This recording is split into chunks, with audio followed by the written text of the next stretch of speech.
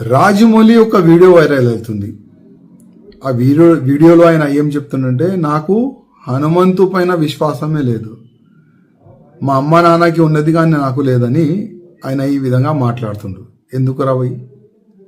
విశ్వాసం నీకు లేదు కానీ అదే ధర్మం పట్ల, అదే దేవుళ్ళ పట్ల మూవీస్ తయారు చేయాలి, కోట్ల రూపాయలు సంపాదించుకోవాలి.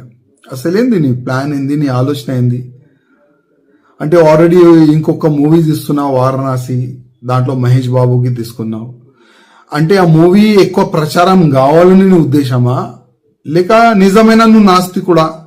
ఒకసారి డిక్లేర్ చేయి. అసలు నీ తప్పు కాదు, మా హిందువుల్లోనే ఒక తప్పు ఉన్నది. నీలాంటి ఫాల్టు డైరెక్టర్ కి ప్రొడ్యూసర్ కి అసలు ఐడెంటిఫై మా హిందువులు చేస్తలేరు. నీకు ధర్మం పట్ల అభిమానం లేదు, మా దేవుళ్ళ పైన అభిమానం నీకు లేదు. నీ మూవీస్ ఎందుకు చూడాలి మా హిందువులు? బాహుబలి మూవీ తీసినావు, ఆ ప్రభాస్తోని శివలింగం లేపట్టినావు, దాంట్లో కోట్ల రూపాయలు సంపాదించుకున్నావు ఆ మూవీతోని, ఫస్ట్ పార్ట్ సెకండ్ పార్ట్ తోని. మళ్ళా మా హిందూ దేవుళ్ళ పైన నీకు నమ్మకం లేదు.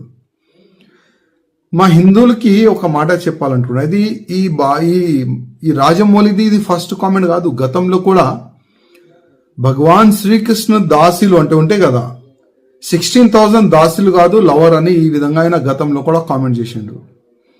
మళ్ళా నాకు రాముడి పైన విశ్వాసం లేదు, రాముడి స్టోరీ బోరింగ్ స్టోరీ అని కూడా ట్వీట్ కూడా గతంలో చేసిండు. ఇప్పుడు హనుమంతు పైన కామెంట్ చేసిండు. నా హిందువులారకి ఒక నివేదిక చేస్తున్నా, ఇట్లాంటి ఫాల్తూ డైరెక్టర్ ఫాల్తూ ప్రొడ్యూసర్ పైన కంప్లైంట్ ఇవ్వండి. ఇట్లాంటి వ్యక్తులకి జైల్లో పడేస్తే అర్థమవుతుంది, హిందూ దేవుళ్ళ పైన కామెంట్ చేస్తే అసలు ఏమవుతుంది నా గతి అని ఈయనకి అర్థమవుతుంది. అదేవిధంగా ఈ ఫాల్తూ డైరెక్టర్ ప్రొడ్యూసర్ తీసిన మూవీ ఎవరు కూడా చూడకండి. మనం చూస్తాం కోట్ల రూపాయలు, 100 కోట్ల రూపాయలు, 1000 కోట్ల రూపాయలు ఈయనకి సంపాదించిస్తాం. అందుకోసం ఈ నాస్తికుడు మన ధర్మం పైన ఏ నోరుకొస్తే అది కామెంట్ చేస్తుండ్రు. అందుకోసం మన హిందువులకి కొద్దిగా అర్థం కావాలి, మన ధర్మం పైన, మన దేశం పైన, మన సమాజం పైన ఎవరైనా తప్పుగా కామెంట్ చేస్తే ఆయన గతి ఏమవుతుంది, కొద్దిగా మన హిందువుల్లో ఒక అవేర్నెస్ వచ్చే ఇప్పుడు అవసరం ఉన్నది.